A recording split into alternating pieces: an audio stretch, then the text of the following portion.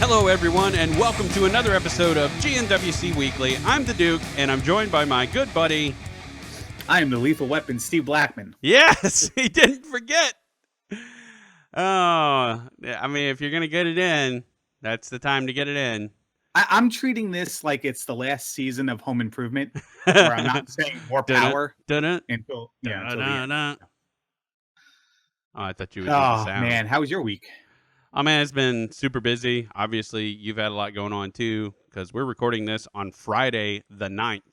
So we're far removed from this week of wrestling. So we've had time to mull it over and get mad at things we wanted to get mad at and lighten up on things we wanted to lighten up on. So, yeah, that's what's going on with me. And I kind of, spoiled that you've had a long week too, but what about you, Larry? Well, I watched, I had a situation over here in the household, and I've watched everything, not out of order, but not in the same day and the same atmosphere as I would have watched it any other week. So, I watched my Raw on Tuesday night. I watched SmackDown on Wednesday. I watched NXT 12 hours ago. And so I didn't have that same, you just kind of you don't have the same mentality when you watch it, when you don't watch it live. And, there's no commercials and you kind of just tuning out at certain points, I don't know. But I thoroughly didn't enjoy this week in wrestling, but we could start at TLC. Was that did not enjoy? Did not enjoy, no. Okay. All right, yeah, let's start at TLC. We can start at TLC. There were a couple things that surprised me about TLC. One being that I thought the tag team match for the titles was very short. Yep. I don't even think it lasted 10 minutes, if I'm correct. It might have lasted a little bit longer. Again, I didn't watch TLC either until later on in the week as well. I thought it was very short. Not a surprising outcome. There weren't a lot of surprising outcomes during the night. The only thing that was surprising was Alexa Bliss winning the title. Sure. Which I thought was really good. And I'm the guy who's she'll never be women's champion. I'll give you even money on a bet that she would never, ever have that title around her waist because she's not good enough. She has proven me wrong. She is a lot better than what I remember her as. I thought the ending of the match was quick. Not quick as in terms of the match was short, but just the setup for the end of that match where Becky was on the apron was very quick, and then she was through the table. It was whoa. Okay, be kind of what a shock. Happened? They didn't tease it. They didn't do anything. It's just it was there, and it's oh my God, she won the title. That's missing in wrestling. Yeah. They teased the teetering towards the table a few times in the match on the outside and the corner and all that. But when it happened, it happened. And because Alexa won, it was holy crap. She just won the title. Yeah. And that was really good. I really like that. My prediction of Becky being that champion until WrestleMania and then the person not on the roster yet, I don't know, Mickie James winning the title at WrestleMania. That's not coming to light anymore, because she already lost the title. No, that has changed. That has changed, and it worries me though, Duke. Yeah. Because if you line this up with SmackDown, we're falling into the Raw template of women's title picture. We're not yet. I mean, you got to do it once before you do it 4 times or 6 times or, yeah. or what was it, 7th time. Yeah, but Raw? I'll give it this. Now, I want to say 2 things about that match. 3 things. They did great for what it was, and I'll get to that disclaimer in a second. But if Becky was going to lose a match to anyone, especially Alexa being, the 5 feet of fury that she is, if she was going to lose a match to anyone and it be just a sort of quick one-off, lose the match, and maybe she rematches and doesn't, maybe she doesn't get it right back, but maybe she does. If she was going to lose it to someone, a tables match is the way to do it. Because, I mean, by accident, someone could lose a tables match. You know what I'm saying? It it could not even be booked for someone to lose and they lose. But I obviously would love for them to play that up. yeah, obviously that was. But yeah, I'd love to see that at some point too. Like that wasn't supposed to happen, you know. And then Vince Russo comes out and says Goldberg isn't following the script. Wow, you gotta get over this Vince Russo obsession, man. This guy's scary. Well, I have a reminder of him every single week at about this time. I haven't even said anything Vince Russo-esque yet. It's coming. It's coming. But anyway, so I will say if she was gonna lose it and they were gonna put it on Alexa for just a little bit, now is the time. Now is a easy way to do it because it's a tables match. Now, the last thing I'm going to say, so going back to that disclaimer a while ago, I realized after this match that, man, do I hate tables matches. They're so dumb. They're so, like, they did well for what it was. I don't think this tables match was one I would put in that definition of they're dumb. I agree with you. But I really thought they did this one well, yeah. No, I thought they did well. That's what I'm saying. But I'm like, it could have been better as just a match. As just a normal match. And, some other sort of stipulation. Or even... Hair versus hair. Or even a tables match where tables are legal but aren't the win condition. You know what I'm saying? Where they can do whatever they want to do with tables, but it's not the win condition, even though it's kind of weird. But I will say, like, looking at that match, I'm like, man, I think they could have done a lot more if they weren't trying to play to the table spots quite as much. And the finish wouldn't have been quite so jarring, even though, like, I'm with you, where that wasn't necessarily a bad thing. It was pretty much a good thing for me because it was like, whoa, someone just ripped the Band-Aid off, and I wasn't expecting that. But... anyway, I just started thinking that just happened moment. Like, yeah, exactly. We haven't had that in so long. Exactly. And I just kept, but I started thinking, I'm like, man, this, it wasn't a bad match, and it wasn't like it was a short match. It was a 15-minute match. It was the third longest match on the card. So that's not bad, but it, and the only other longer matches were the other singles title matches. So anyway, but I started thinking and I'm like, man, I can't remember any table match that wasn't like a tag team match. Well, even tag team matches that are just tables matches where tables are the win condition. Just the more I thought about it, I'm like, the less I could think of any match that I'm like, that's like in my top 5 matches. And I'm, again, not saying anything bad about them and not saying the match was necessarily bad. I just feel like it could have been more if it wasn't a tables match. That's what I'm getting at. So I'm done with that. And I think if it is a tables match, though, and again, I agree with you. There are a lot of stipulation matches I just totally hate, but you got to have them to mix it up a little bit here and there. I'm sure is the mentality of it. If there are table matches in the future, I hope there's something like this where it's not like one person's about to get gored, speared through a table in the corner, and he or she may or may not move out of the way, and that's how the match ends. Or someone's going up to the top rope and they get pushed backwards into the table on the outside that's been set up, 20 minutes ago. Right. Just like they're on the table and they're teasing, and you're like, oh, okay, they teased that table before, they're not going through it, and all of a sudden, boom, she goes through it. It's, whoa. Yeah. And having like such an underdog win in that condition that they just pull off in like, almost like, and I'm sure this didn't happen, almost like the referee got the word like end the match now. Yeah. Yeah. And then they just end the match now, and you're just like, whoa. Yeah, what happened? I can't believe that just happened. I can't believe she's champion. I think that's the result you need. Again, you get a couple of those in a row, and it's kind of like, oh, they always do this then.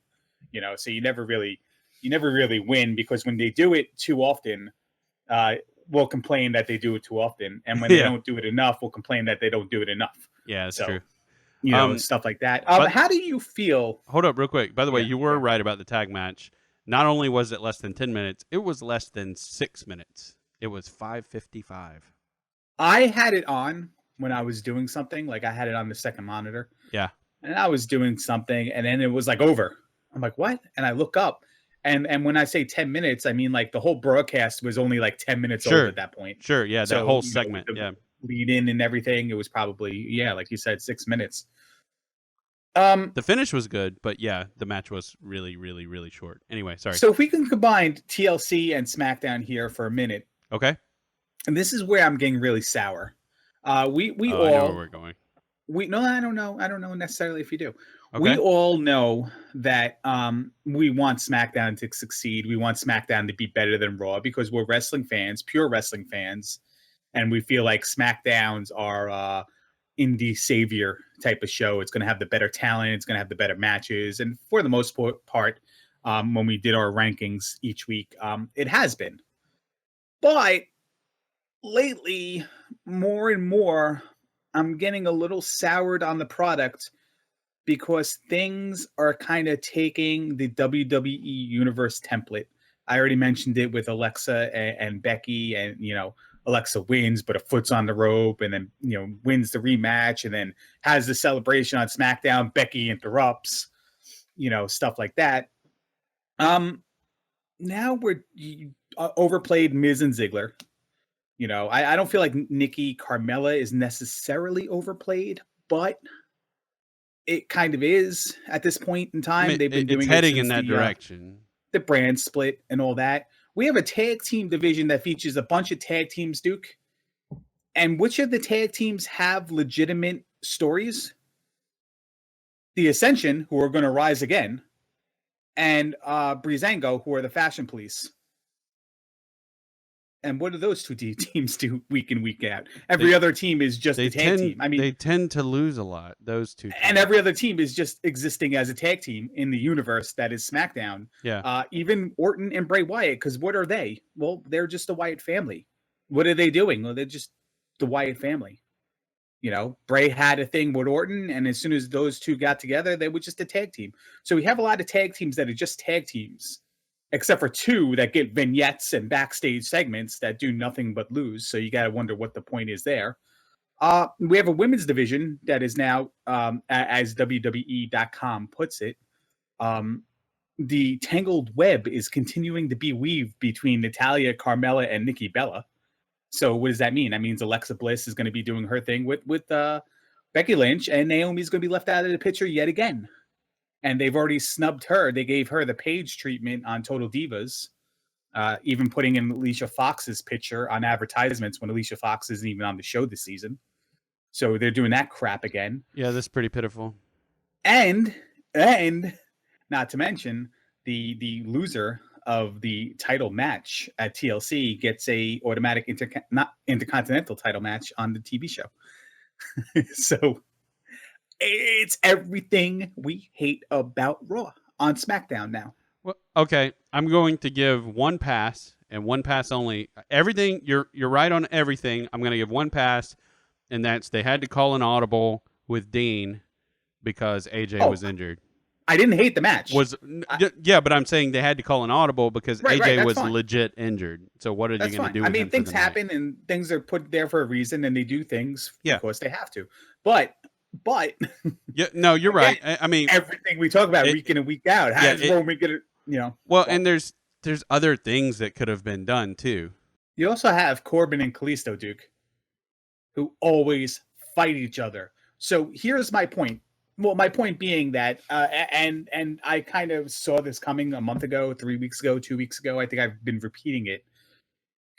When it comes to the brand split and the rosters and such, these guys are relegated into certain categories. Mid-card, championship pitchers, whether it's Intercontinental or the main title, it seems to be lumped into one group of people.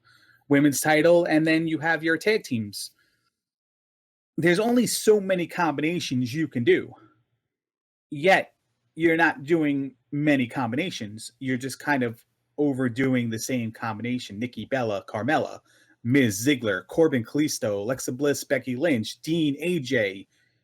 It's the same every single week, all the time. Tag team's the only thing that's differing.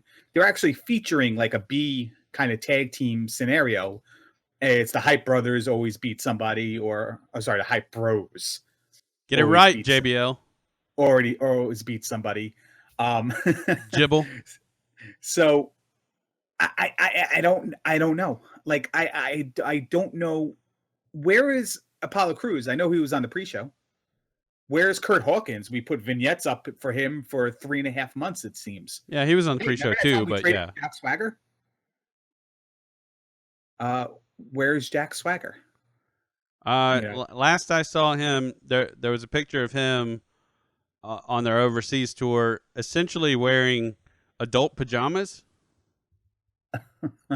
Not really. It was like his normal thing, but it was like long sleeve version of his normal thing. So it looked really. It was like full bodysuit. Looked really, really weird. Really, really, really weird.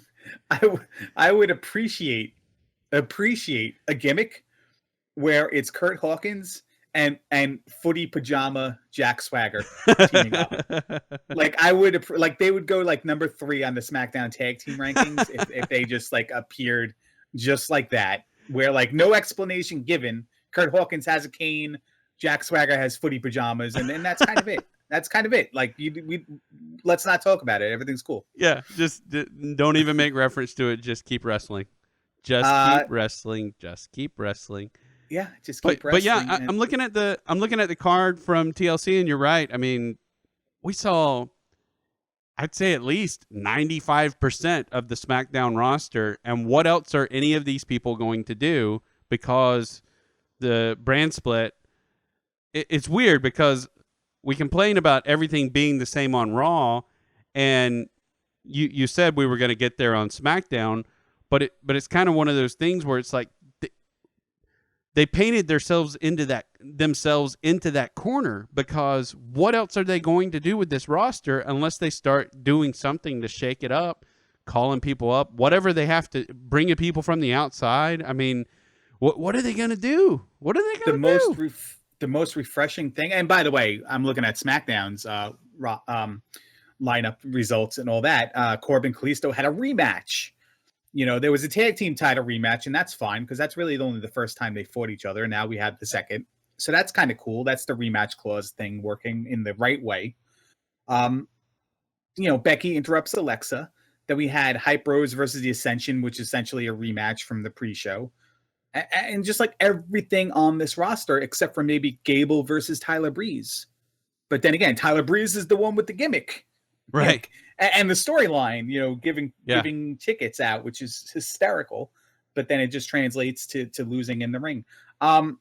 Hey, we worried about this, and I wonder if they did this too soon. What once was fun and refreshing, like you said, they painted themselves in the corner what they were going to do. The use of James Ellsworth being that buffer between always having Ambrose and AJ fight each other until their match at the thing was done perfectly. And now that Ellsworth did his thing and pushed Ambrose off the ladder, and Ambrose spilled into the tables outside, and now does his speech about he did it because he has AJ Styles' number and Ambrose would have done it to him if the situation was reversed, blah, blah, blah. It all makes sense and it's all cool. But now we're back to that point in time where Ellsworth super kicked Styles, cost Ambrose the match. He cost Ambrose the match again. And now we're kind of like, well, we've done this. We've been there before. And that was the worst part of the storyline up until the TLC. And now we got the worst part of the storyline now again. Overplay is the Ellsworth thing now not charming anymore to you as it is to me? It's getting there, and it's one of those things where it's like, we're like, calm down to everybody else, but it's just like, but maybe some of it was people being like, this is WWE, and we said this too, but yeah, absolutely. But people, I think most people, they weren't saying this, but in their mind, they're like, this is WWE. They run everything into the ground, everything. Face the facts. They run everything into the ground, Larry. Face the facts. Face the facts. I don't know which direction the facts are. I'm going to go towards Mecca. Wow. Getting all religious up in here. Well, I mean, that's the only situation where I know you have to face something intentionally. Oh, okay. Good. So I'll good just say, except the flag. Maybe I had to face the flag when I saluted. Well, that's fine. Either way. Yeah. Well, I mean, listen, We have that going. We have Jericho and Owens breaking up. So that's two good things that we enjoy that they decided to just rip apart because, you know, they always get their man. They always get their man. No, it doesn't work that way. But Uh, um, and it's only a matter of like seconds before Bray Wyatt and Randy Orton turn on each other. I hope that lasts a lot longer than we're used to. Well, I mean, we kind of said the same thing for Owens and Jericho, and that was like their best part of Raw, and they decided Yeah. to tear that apart. Yeah. Still a chance they can get back together, and it'll be the greatest reunion since that season of Dallas that Patrick Duffy was just in the shower and he wasn't dead. Yeah. The You know, the giant retcon. yeah, Like giant retcon. like Just one day he just wakes up and it was just Vince McMahon dreaming in his limo. yeah, like After it exploded. what defined retcon probably. I'm sure it had happened before, but never to that degree where it's just like, none of that stuff happened. Anyway, I might have talked to you about this before. Since we're on the subject, I'll bring it up really quick.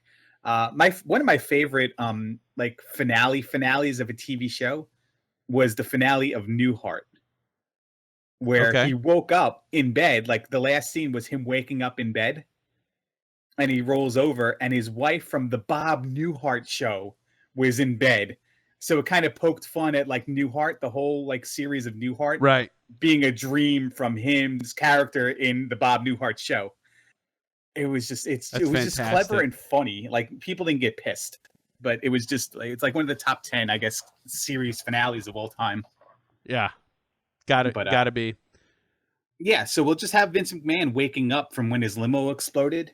Yeah. And then everything thereafter was just like not real. The entire Ruthless Aggression era did not exist. Yeah, nothing. I even PG forgot there was a Ruthless PG no longer exists. All of a sudden, they're Brian Penny's matches every single night of the week.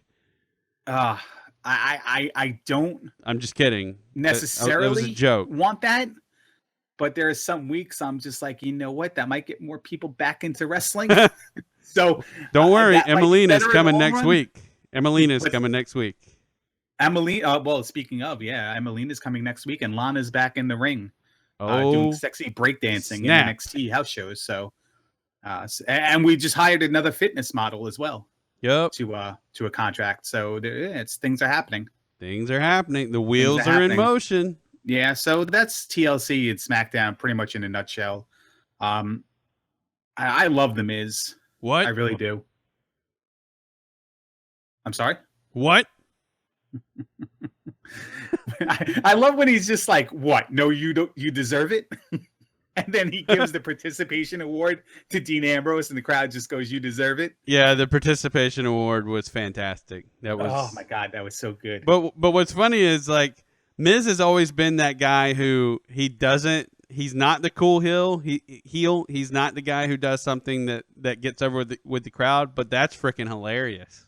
You know, that's amazing.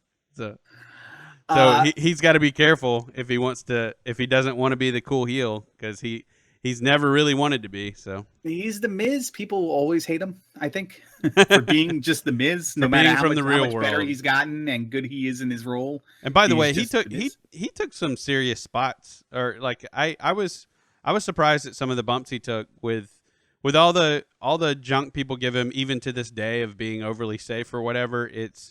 He took some interesting bumps in that ladder match, especially the whole where he had to balance on the ladder to do the one spot. I thought that was pretty impressive. So no, I liked the match. Maybe not as much as if it was like the first time I was seeing a match like that. Sure. Or a ladder match where I knew there was going to be another ladder match later in the card. So I didn't feel like they were going to do anything. By the way, going through the whole I hate tables matches, I hate ladder matches. If not for anything, the fact that you have the match won and all of a sudden the guy can't like go rung to rung on the ladder anymore. Yeah. So that's the part I hate about a lot of the matches. gimmick matches are bad. At least a chairs match, it's not the win condition, even though chairs matches are pretty awful in this version of WWE too, because they can only do so much. I kind of want to say that I actually liked the Kalisto Corbin chairs match. It exceeded all expectations by leaps and bounds for me. I don't think So the chair we used was stupid. I think it was kind of brutal at yeah, times. And I think that's exactly what chair matches should be. I don't want to admit to that fact because I didn't really watch it. But some of the stuff I've seen, man, I felt bad for Kalisto. yeah. Well, But and he was nasty too. I mean, he did yeah, some pretty serious spots as well. So yeah, it was. I mean, it's funny because there's plenty to criticize about it, especially if you take the whole, TLC and SmackDown. But TLC in and of itself was a pretty decent show. I mean, it was. I mean, it was way above average, I would say, and all the matches where you're like, whatever. I think they came across a lot better than most people expect. I think the outlier is really the two outliers are the tag title match because it was so short, and then Nikki and Carmella because it was just kind of a mess and the finish was kind of dumb. and it was kind of short as well. Yeah. But Well, we can move on from no, SmackDown. let me just wrap this up as far as saying, with the exclusion of SummerSlam, I guess, any WWE live event post draft, I thought has been really good. Yeah. It's the Raw, normally Raw after, and now this week the SmackDown after, that kind of kills the pay-per-view buzz because they just rehash everything again. Like nothing's ever settled. Right. They only get settled when it goes to like fifth, sixth time, guy gets injured, guy leaves the show for a while. Like that's the only really reason I see things getting settled. Somebody has to go film a movie, somebody gets injured, or I Somebody guess gets finally suspended. somebody moves on. But what's that? Or somebody gets suspended. I mean, that's the only Yeah. reason why things changed on Raw was because Roman got suspended, and so they had to like make major changes. So Would it have been Finn Balor versus heel Seth Rollins coming up at Roadblock is what I wonder if Finn Balor never got hurt. Hey, speaking of Raw, though, yeah, if there was ever a show I could have missed, it could have been this week's Monday Night Raw. what if I told you I did? What if I Did told you watch? I didn't even watch it? I hate to admit that, but I'm like I can just catch up on YouTube. Nothing's going to happen. And I just had that feeling that absolutely nothing was going to happen, and boy was I right. Well, I mean, you did miss a few things. And let me lay them out for you right now in bullet point fashion. Well, you're going to tell me I missed them, and then I'm going to say, well, I saw that in a 3-minute YouTube video, so I win. Big Show turned heel, then turned face. Yeah, I heard about. I heard about that. So that happened. Like he literally walked in the match heel and walked out of the match face. Yeah. So he came out of the curtain with a heel turn, and then he went back through the curtain with a face turn. It was the greatest Big Show moment ever. Defined his career. Jack Gallagher beat Daivari again. Right. A rematch from 205 Live.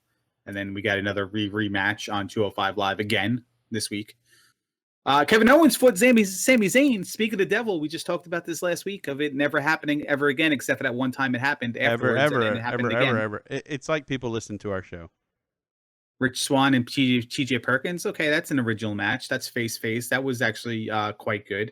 Bayley versus Alicia Fox. I just don't get Alicia Fox, and I just don't think they've made Bayley look good since on their main roster, because there's no one to have that match with her. They just forcing themselves not to do it, not showcase it. I'm not saying that they're sandbagging Bayley. It's just not the right time. So that anytime Bayley is in a match now, it kind of looks kind of bad with Dana Brooke or with Alicia Fox. She doesn't look like the superstar that she looked like in NXT. Kind of looking exposed, but then again, the talent she's working with is not the talent she worked with during those matches. Even Nia Jax. Yeah. Mark Henry defeated Titus O'Neil in a tussle in Texas. This match had a name. This match had a 25-minute build-up. The match lasted like 35 seconds. So thank God for that. Mark Henry Roman Reigns beat Chris Jericho in what should have been the main event. Do we hashtag Mark Henry deserves better, or he got the win? I don't know if we can. Oh, okay, fair enough. It's his first win since we developed that hashtag, I think. You may be right.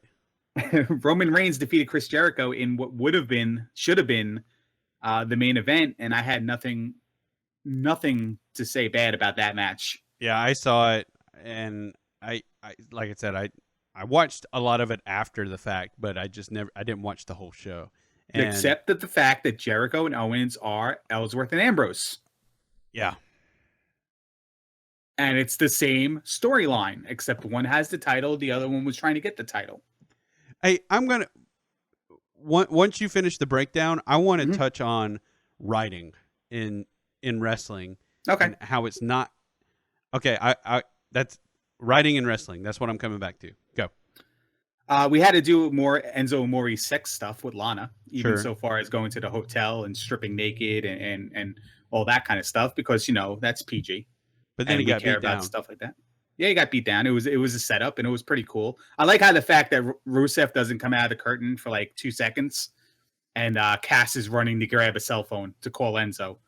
It's like, well, how many times do we see a wrestler in the ring not come out when his music plays? And then the other person doesn't run to grab his cell phone to call his best friend to say, hey, you're under attack. It was kind of like, it was weird. The music played, Rusev didn't come out, and then all of a sudden Cass was searching for a phone. It's like they could have let that play up a little bit, or at least somebody tell Cass, whisper in his ear, like, hey, Rusev left the building. And then all of a sudden, then Cass freaks out and goes to get a phone. We have no resolution in a number one contenders match for the tag team title because the New Day allegedly, not allegedly, or purposely sabotaging matches for the last 2 months for no reason whatsoever. Like they were honorable face champions, and now they're lie, cheat, and steal face champions out of nowhere, kind of thing. And then Charlotte Flair basically punched Ric Flair in the face.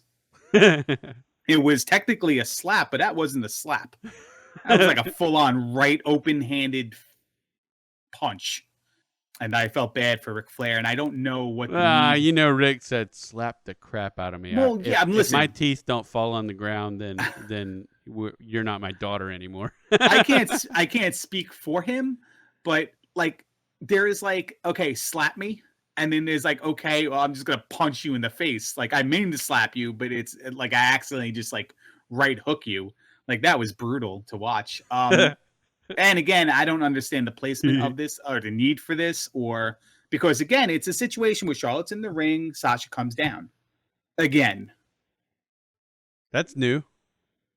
Yeah, except we have Ric Flair involved. But I that's hate not new sarcasm, because I that's really what do. started it. It's like, oh, Jesus. Like, Yeah. we got rid of this Ric Flair thing for a while.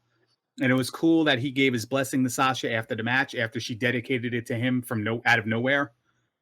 And then now, well, I mean, not get under Charlotte's skin. So it made sense to kind of do something like that. But then now Flair's back and Charlotte's in the ring and Sasha comes down. It's like, come on. Like, now is Charlotte going to win her title back because Daddy's going to turn on Sasha? And but it's like people, someone in the back thinks, but see, we've changed it now. We're mixing it up a little bit. No, you haven't. You haven't changed it at all. This was the first 9 months of her title reign. Was this? Yeah. I don't know. I didn't know you were stopping for a drink. Yeah, I had a big thing in my mouth and I heard the silence, so I like gulped it all down in one. Way to go.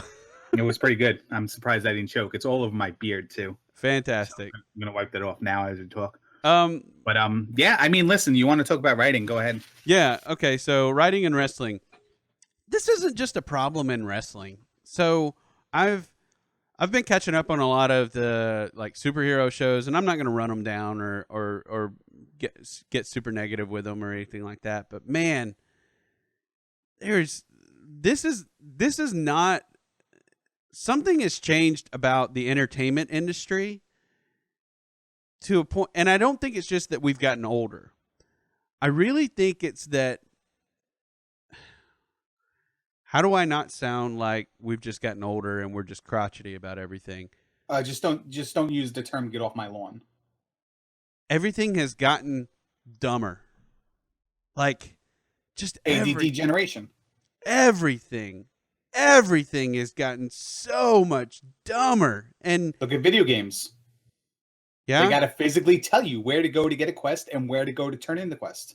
Yeah, it's just There's no ambiguity anymore. It's just, here you go. I'm going to hold your hand. It's a strategy guide within the game. there's no figuring anything out. There's no making you go, huh? I want to watch that again because I feel like that was really good. I really enjoyed that, but I actually want to watch it again because I feel like I can get more out of it. Like I remember, like and here we go. I'm going to sound old, but so Batman, the original not the '60s Batman, but what, the '90s Batman movie? Was it '90s?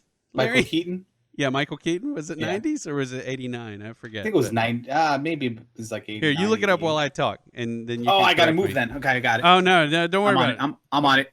Okay, so the original Batman movie, I remember. Now, of course, I was a kid, and as a kid, 89. I was right. Shoot, that's awesome. But um, I remember as a kid watching that. So I believe that's the first movie I ever saw in a theater. So that's how old I am. But um, just for some reason, my parents never really took me to the theater. I don't think we had a theater in the little town I grew up in at that point. And so it was a special, like, we're out of town. There's a theater at a mall. We're going to go to the theater. Oh, cool. Let's watch Batman. And I watched Batman from there till, oh, I don't know, college, Wow. over and over. I'm not talking about like I watched it every day or necessarily every year, but I would watch the entire movie front to back probably, I don't know, 50 times between when I first saw it and probably the last time I saw it, which would have been quite a while ago now. I'll watch clips from time to time and use them as memes and stuff like that, but I don't watch it like that anymore. I say all that to say every single time, if I watched it today, I would get something else out of that movie. And I just don't find that in any media today. Hardly. Wrestling doesn't have that replayability It will. because there's always more wrestling.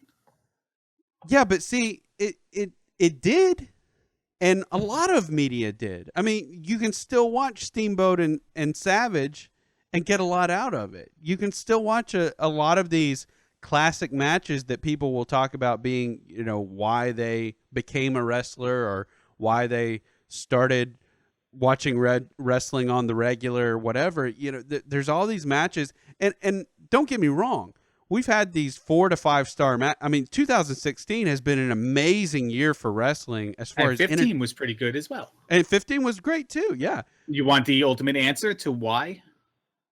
Because we can't have that classic match without a rematch, without a stipulation. That's what I'm getting at. It's just like nothing is must see anymore, and so you can't just, okay, I want to rewatch that so I can get more out of it. No, you see it again. It's like people are taking the idea of rewatching something over and over again, and they're like, oh, well, you don't have to rewatch it. We're just going to do it again. And this isn't just in wrestling, by the way. Like I said, everything has dumbed down to this point where it's just like, oh, don't worry, you don't have to go back and replay it in some way or rewatch it in some way. You're just gonna have to do it again. And you're Rachel gonna have to and do it Ross, again. you broke up. Okay, well now we'll have a couple seasons with you broken up. Oh, you're back together. Oh, we'll break you up again. Yeah, it's just It like, we'll happens. do it again. We'll do it again. We'll do it again. That nothing has like a unique, this happened once feel to it anymore. And it's a pervasive problem, in my opinion, with all media. And wrestling is definitely a microcosm of that because it's a, however many times a month show that you're seeing. I mean, you're seeing a show between you're seeing each brand in WWE 5 to 6 times a week, 2 to 4 hours each session. If you want to count on your hand what you watch on a given day on given week on American television, you're watching 7 separate wrestling entities weekly. If you're watching everything that's available nationwide in the United States, Yes, 7. And of that, that's, let's see, 3, 5, 6, 7, 8. How many hours is TNA? Is it 2. 2? So 10. So if I got that right, so it's Raw is 3 hours, SmackDown is 2, so that's 5. Then you've got NXT is 6, 205 Live is 7, Lucha Underground is 8, and TNA is 10. 10. And Ring of Honor is 11. Oh, And freaking Ring of Access, Honor. Yeah. New Japan Pro Wrestling on Access is an hour as well. So 12 hours. If you're watching everything, and then you just and most people aren't, but if you are, yeah, and if you're watching all the live specials that they do, and some of them don't do them like every 2 months, every 3 months, or whatever. WWE is doing them twice a month, 3 times a month sometimes with NXT, and like let's not even add in all the pre-show crap that WWE does, like special 2-hour long pre-shows if you're going to invest your time in that and make a day out of it. Talking smack at the end of SmackDown. It's a lot, and that's a lot of programming that they have to fill, and you can't, like, it's a GnWC meme, like first time ever, but they have to like artificially fabricate first time evers because they can't really have first time evers and have a sustainable TV show. And I saw someone bring something up today. Speaking of first time evers, one that actually might be unique and is actually a pretty cool one. How about for the first time ever, we have a third generation tag team champion? We have third generation tag team, third generation wrestlers who are a tag team and are the tag team champions in Bray Wyatt and Randy Orton. It's kind of cool. Yeah, that's actually a pretty cool one. But it may not be first time ever. But I'm gonna look that up for next week, because wrestling hasn't been going long enough for that to have happened very many times. Was Ted DiBiase? Well, actually, Cody Rhodes wasn't third time, so it doesn't matter. Okay. Yeah. Yeah, I had an interesting question as well, or trivia question as well, as we want to segue over to NXT. Yeah, let's do it. Time. Okay. I'm sorry for my long diatribe, but it's just like no. I've just realized as I've been watching these TV shows that it's a problem everywhere, but we see it more in wrestling because, number one, we have a podcast where we talk about wrestling, so we have to watch it, or not have to, but we want to watch it because we have a podcast. Anyway, sorry, I'm not going to. It's something Vince Gilligan of Breaking Bad and Better Call Saul fame has said. It's like, well, he was asked on Jeopardy, like Celebrity Jeopardy or something, by Alex Trebek. It's like, well, what's the reasoning behind 13 episode shows? Because the shows are so good, your fans want more, and then they see 13 episodes and they got to wait a whole year for 13 more. He's like, honestly, there's only so much you can do with the characters, like to keep it fresh, to keep it interesting. Anything else after that is you're artificially like doing stuff, and it's not coherent to the character's description anymore. Now you're just making stuff up, and it doesn't flow. And with shorter seasons, you can make that last before it gets tiresome to the audience, and they start to tune out, and they start to say, hey, this show sucks now, when it used to be good. So that, now you got to do it for 52 weeks at a time, with multiple hours of programming with the same cast of characters for the most part all year. It's probably a hard thing to do. And that's probably why we see so many things over and over and over again. Because like we talked about, because they work well together, because they have good matches together, and because, you can kind of stretch time and be like, okay, we can do this for 3 months before doing something else new. It's got to be a hard balance between TV, cast of characters, and writing. And easy for us to say, like, oh, we've seen this before, stop doing it. And then they start doing all combinations of everything. And it's like, well, how come they don't do anything multi-months anymore? Remember when we used to watch The Miz and Ziggler fight for 3 years? It'll never be happy. Before we move on to NXT, interesting point here. June 23rd, 1989 was when Batman was released in the movie theater. Duke, I had a deja vu moment. Okay. Because right around the same time that Batman came out was Ghostbusters 2. Yep. Um, Honey, I Shrunk the Kids. Yep. No Holds Barred with Hulk Hogan and Oh, Zeus. snap. June 2nd. I didn't see that until I scrolled up. Do the Right Thing with Spike Lee, Great Balls of Fire. And the deja vu moment here, because the last time I looked up a cinematic release schedule, this kind of had something to do with it. June 30th, 1989, Karate Kid Part 3. Do you remember when the Fantastic. fourth Karate Kid movie came out? Yeah. The next Karate Kid? I believe that was date night with your wife for the first time. That's right. You remember. There you go. That was my deja vu moment when I saw it. I'm like, my God, did he just watch two of the same movies in the same month? And I'm like, no, that's not the same. Karate Kid Part 3 wasn't with the little girl, was it? I didn't date when I was 10. I'm like, well, man, that would have been a hell of a story if we figured that one out. But yeah, I had that. That was a callback. Those dots still connect, though. Those dots still connect. Yeah.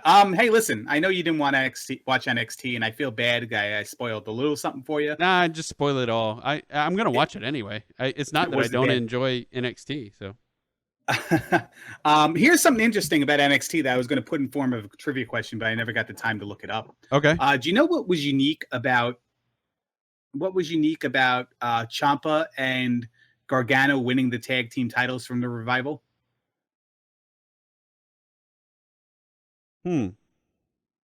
It's a stretch, so you may not be able to get this in a guess. Everyone had a goatee. Everyone had a goatee is correct, even Asuka. But what? Well, yeah, it was a Seattle trendy thing at one time, but don't worry about it. You're still stuck on that Seattle. I'm gonna find the information to back that up one day. I swear, she worked in Seattle. It's gonna be somebody else, and you're gonna be like, she looks like Asuka. Oh, that's racist. When Gargano and Ciampa won the tag team titles, it marked the first time ever in NXT history. Oh, when the three sets of titles, the women's, the men's, and then the tag team title, were held by people who were never a part of developmental. Wow. At the same time. Because if you look at it, you look at the women, Paige was the first champion, always developmental. Charlotte was always developmental. Sasha was developmental. Bayley. And then Asuka won it. But then since Asuka's won the title, you look at the tag teams, it's been the Vaudevillains. It's been the Revival. It's been American Alpha. It's been the Revival. So it's always been held between those two titles by somebody in developmental until Gargano and Ciampa, and now it's Gargano Ciampa, Joe Nakamura, who just had the title change, and Asuka. None of those people are full-fledged developmental people. I mean, that sort of that really does move NXT into its next phase of, we're not, like, we still do developmental, but we're not developmental. We are fully a brand that is sort of the city on the hill for indies. One of the better spots on the show was the fact that after the Sanity had their match, right? Okay. They're in the backstage interviewing Eric Young, and then everyone walks away, and Nikki Cross is kind of lingering, and she looks, and the NXT Women's title is perched on top of one of those equipment trunks, and she's like staring it down with like almost like foam coming from her mouth. Ooh. And then like Asuka, you see Asuka's arm come into the scene, grab the title and yank it back. And then they have a little bit of stare down while Nikki Cross is licking her lips as she walks away. And Asuka has this big smile on her face, like, hey, I think I finally found somebody worthy. Yeah. That's so good. That's cool. But wait, it gets worse. They're panicking, I think, on the women's division. It could be panic, or it could be set up for the tournament itself. It's set up for the tournament. It's totally set up for the tournament. Kimberly was on TV. She fought somebody. Ember and they just signed her. They just signed her. Yeah, Heidi Lovelace signed her. Nixon Newell and Evie were all signed as well. Yep. But if you want to say it's for the tournament, that's fine. I'm going to say panic, because their developmental women are not working the way they want to, so they're going to bring in a new crop. Because when they did the men's side of things, they didn't sign all these people first and then do the tournament. they brought them in as independent contractors to work the tournament, like a per diem, and then they had the tournament, and then they signed people based off of the tournament. You Yeah, have a very small division in the yeah, women's division. I mean, that's extremely valid. I'm going to devil's advocate just a little bit and say maybe it's lessons learned in that there's some guys that they really didn't want to get away. They thought that the tournament would be enough to woo them, and now they realize, well, if we want these people, then we need to come to the table and sign them now. Could be, And but on the men's side, yeah, to devil advocate, your devil's advocate. okay, I don't know if that's a thing. If that has its own term, I'll look that up as well lots of one day. devils. That's that it is. I'll see your devil's advocate and raise you another.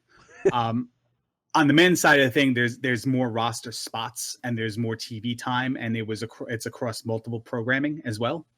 On the women's side of things, there's like it's very small. Yeah, that's So true. other than the tournament, like you're still only getting the 1.5 matches, maybe 2 matches a week on NXT TV. It's probably under 2, the average. We only had 1 this week, so I guess it's got to be under 2. Okay, good point. So just to say, like, hey, we're going to sign these girls because Heidi Lovelace is really good.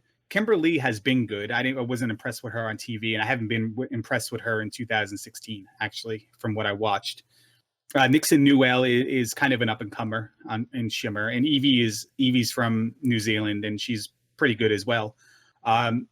I think we're signing these 4 because, hey, listen, we're kind of not happy with the roster we have right now, and like, established new blood talent along with Crazy Mary Dobson, who's also been signed a couple months ago.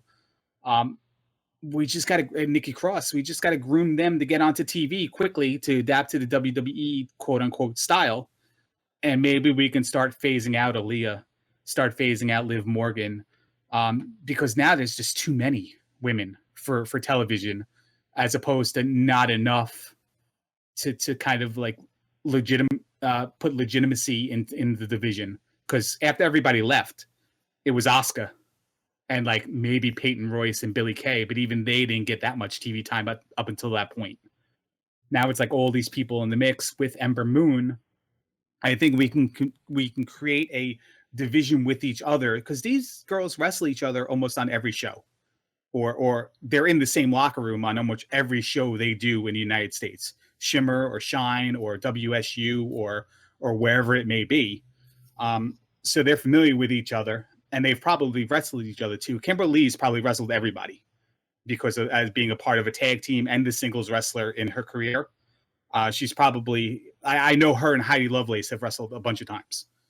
Well, and So she's they probably have recently. chemistry with each other, which will probably translate into better matches. And I just think I'm not going to say panic. I think it's going to be somewhere between my exaggeration of the word panic and your like rationalization of it's for the tournament.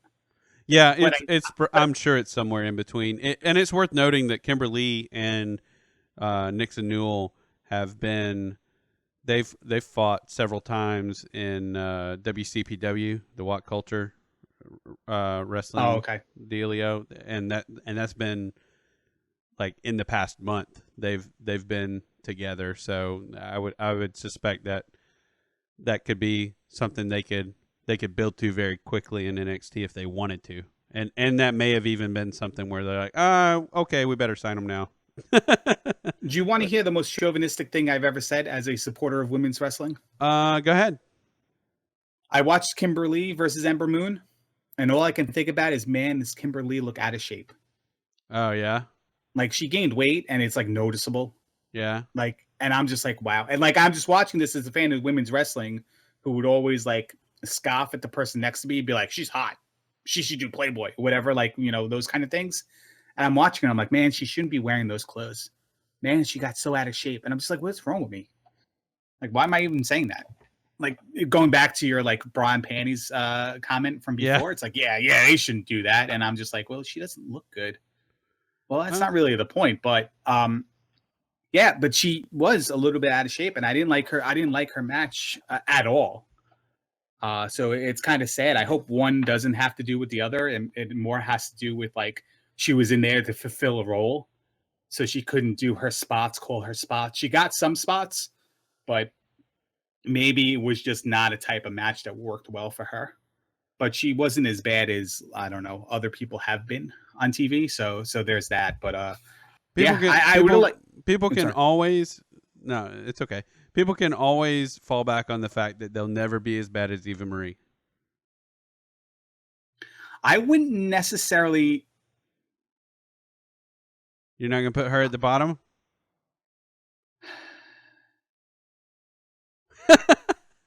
I have to think about this because what she can't do in the ring, she makes up for pissing people off with her presence. You're not wrong. And I don't That is necessarily that know if what. is that is a very valid point. A very valid point. And I think that like somebody like Alicia Fox, who's been there for like 12 years or whatever, still doesn't do it for me in the ring. I think that if Eva Marie was on the roster, at least she can come out and the crowd could boo the piss out of her. And like not have that stale hands on you, when Alicia Fox does the like flipping out, going psychotic routine, and it just comes off as horrible looking, like just corny, and the crowd like has no reaction to it whatsoever. Well, now you have Eva Marie there, and now the crowd like wants to boo. Sure. So it's At participation. least you're getting something out of them. Is she the worst in the ring? And I still think that's debatable. But I think I think her not being around, I think we're missing her. Fair enough. And as opposed to wanting her to go away, like I think the pendulum has swung. You make a good point. Yeah. So 205 Live, did you watch it? Yes, it did. So here's what I'm going to say. And this is where I was going to say, put your gloves on and fight me before the show. Well, I'm not going to be able to because I'm probably just going to bury it more than you are. I didn't watch it. I forgot about it until I watched NXT and then I saw a commercial for it. And I'm like, oh, that's right. It comes on after NXT. No, it doesn't. It comes on after SmackDown. All right, I watched things out of order. I already screwed my life. Like I lost some sleep over not doing anything in chronological order. But here's the thing. Here's what I get out of missing it when I go back and look at the results. I don't think this is the show I'm going to watch. Well, I think it was the exact same show as last week for no good reason whatsoever. Except now they're putting their WWE stamp on a individualized division that we liked it being what it was. Yeah. Now they're going to put Alicia Fox in the mix with Cedric Alexander and Noam Dar, and they're going to, like they're giving it WWE-esque storylines within a brand that we wanted it to be Ring of Honor, let's just say. I mean, let's just call it what it is. We wanted this division to be Ring of Honor. We wanted limited storyline, great, hard-hitting, technical matches. They did the whole handshake thing, so that kind of ties in with Ring of Honor as well. But this is what people wanted. They wanted the Cruiserweight Classic within a division, and there's a title, and like things make sense. But 205 is not their only show. Raw is their show. So while we had 2 championship matches for the first 2 weeks on 205 Live, like how long before the title matches start going back to Raw? And 205 Live doesn't have title matches, or they have title matches once a month or once every 2 months. Like, what is 205 really supposed to represent that those matches on Raw are not representing? Not rhetorical. I don't know. I mean, I was silent because I'm like, I don't know. I don't know what it's supposed to, like, I don't know. Especially when it's like carrying over from Raw. The whole Alicia Fox Cedric thing that's a carryover from Raw. So I don't know. Like, I don't know. And follow-up question, and this may be rhetorical. Why is this Cruiserweight division so important that it's the only brand that WWE has that they have to legitimately have and showcase on 2 nights consecutive? Like, what does this division bring to the table where I have to see Daivari Gallagher on Monday and then have to see Daivari Gallagher again on Tuesday? Like, I just saw it. It was a day ago. Like, give me Roman Jericho the next day, because that will hold my attention. That was going to hold everyone's attention, not just a select part of your audience. And that's the part I'm not getting, is that they didn't take 205 or the cruiserweight division and make it its own federation. And instead, they're having it bleed through from Raw, which is exclusive to Raw, to having it in the same building as SmackDown the next night, but it's not part of SmackDown. They're After part of. the after the SmackDown main event, by the way, like you could do it before the show, let it be the warm up for people, and more people are filing in as the show is going, as opposed to leaving. You could have that, but instead, and just record it, and then you could play it after SmackDown, or you could do the smart thing and play it after NXT. You could do that, but instead, you're going to have people sit through the entire SmackDown show, including what could be a great main event, and they're going to be coming down off of that to see guys they don't know in the cruiserweight division. They don't yet know in the cruiserweight. Like, it's just, like, it's mind-bogglingly awful, the position they're putting these guys in and the position they're putting their own product in, when it would be very easy. Just a couple of shifts here and there would make it flow better live, and would make it make more sense for recording.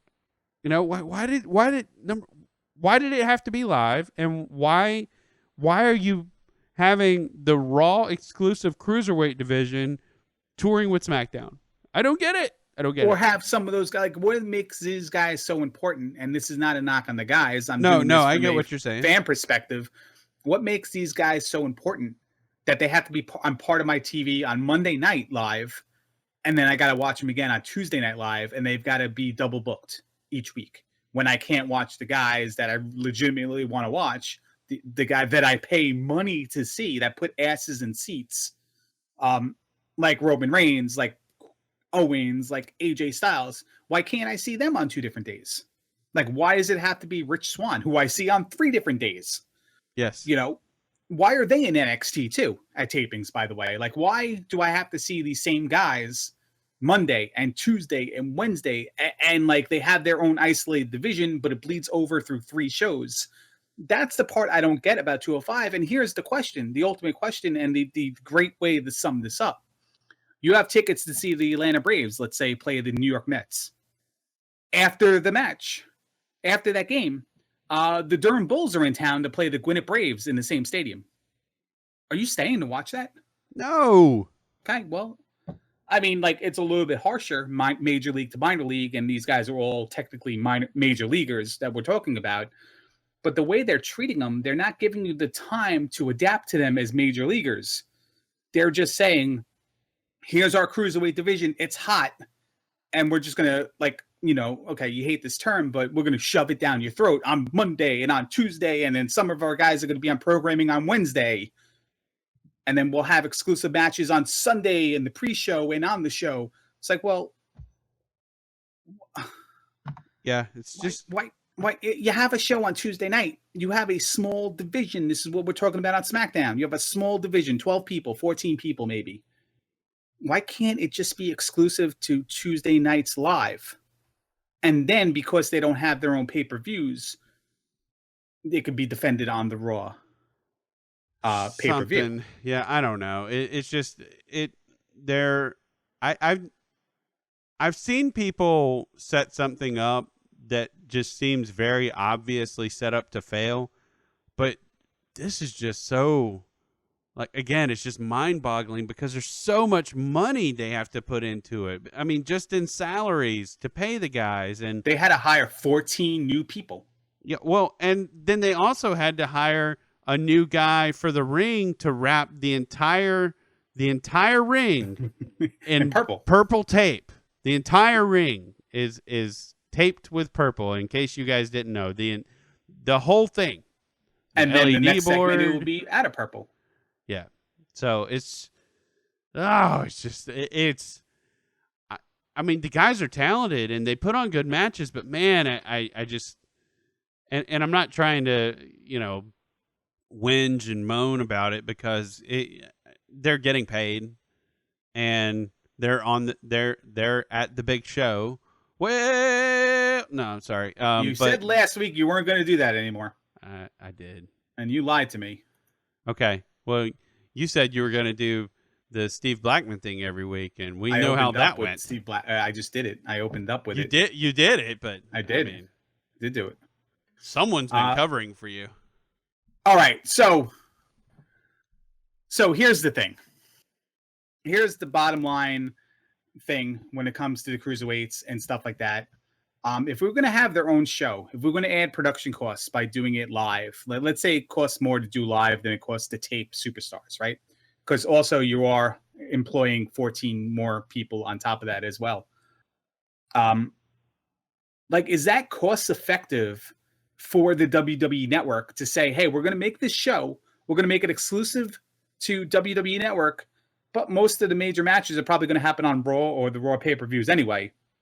So we're gonna spend all this extra money to give you guys, the subscriber, more stuff at no increased cost.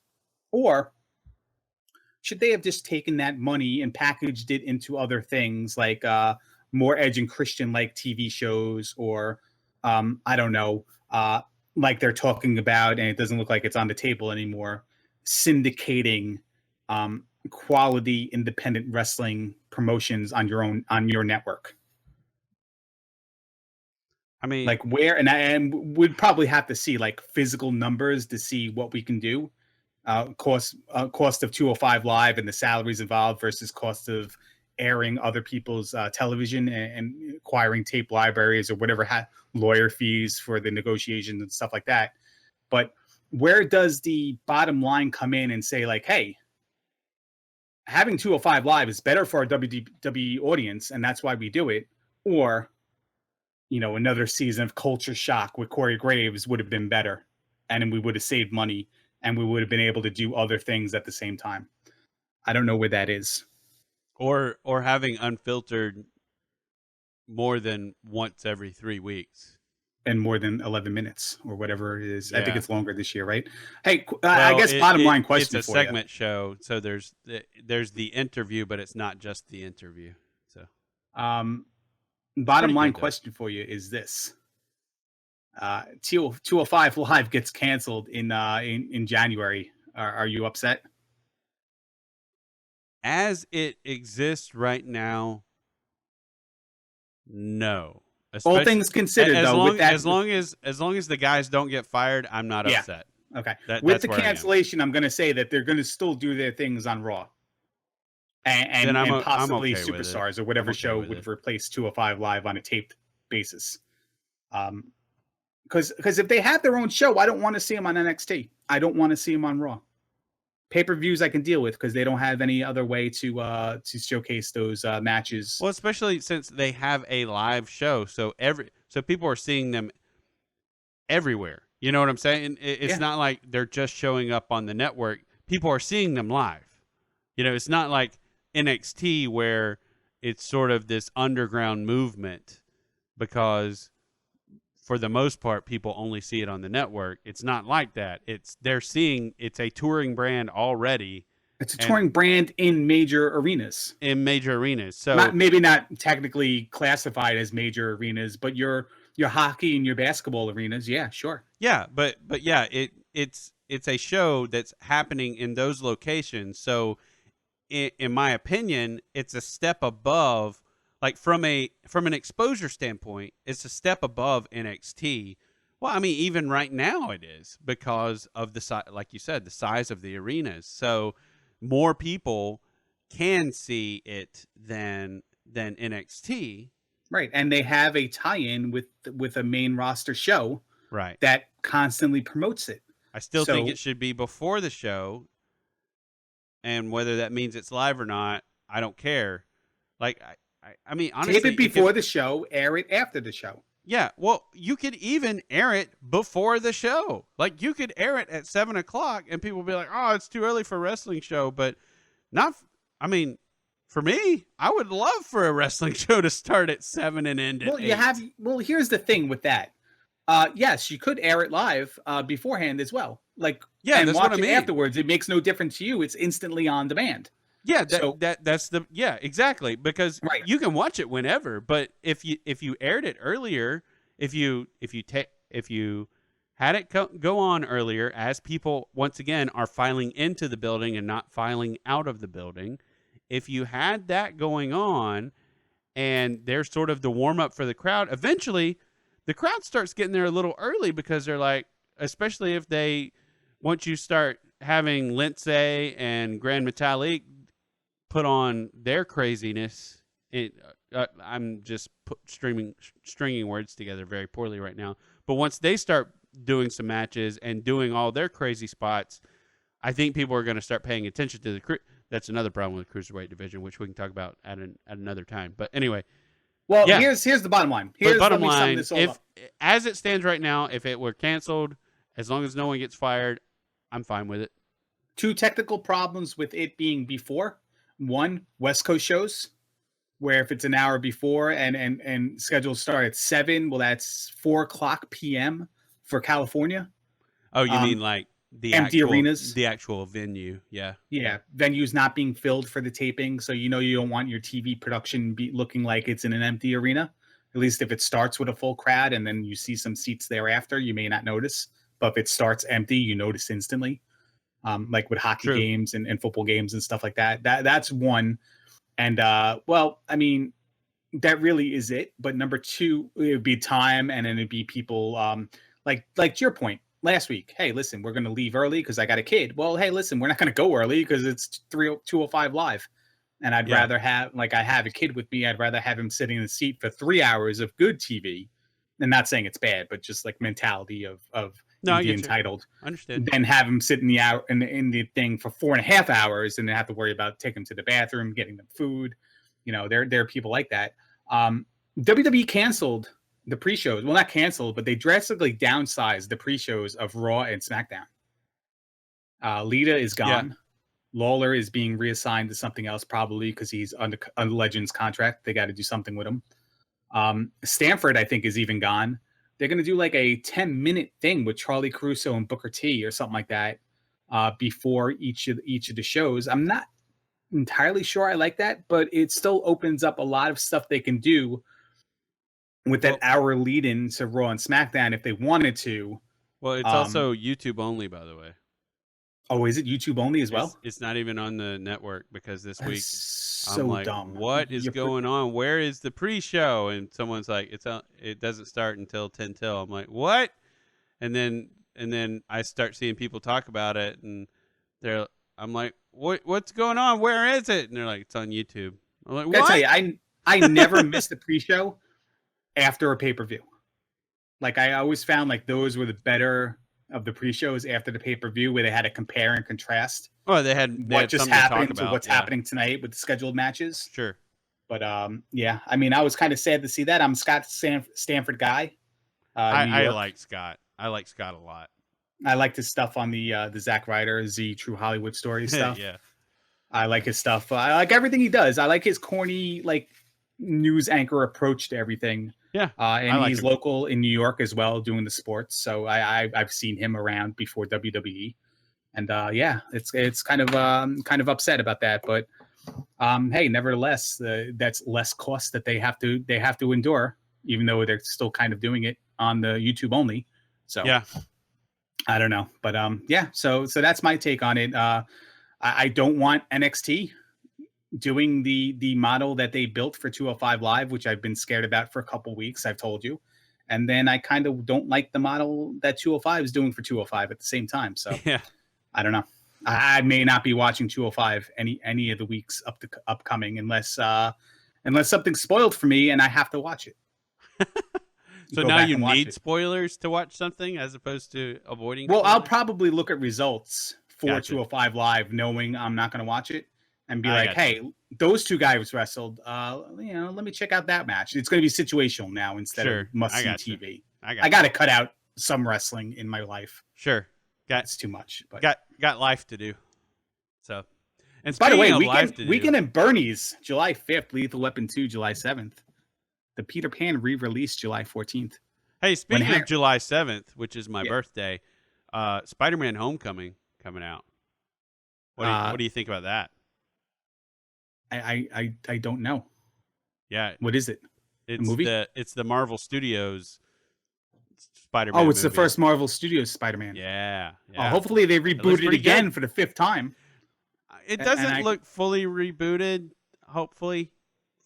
And it's got Tony Stark in it, so that gives us, sorry, spoilers, but so it's still tied in with the Avengers universe, so that's we got that going for us, as opposed to it just being this weird little sideshow thing.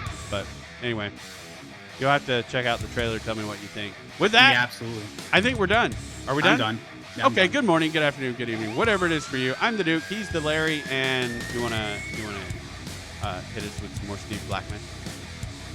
Nah.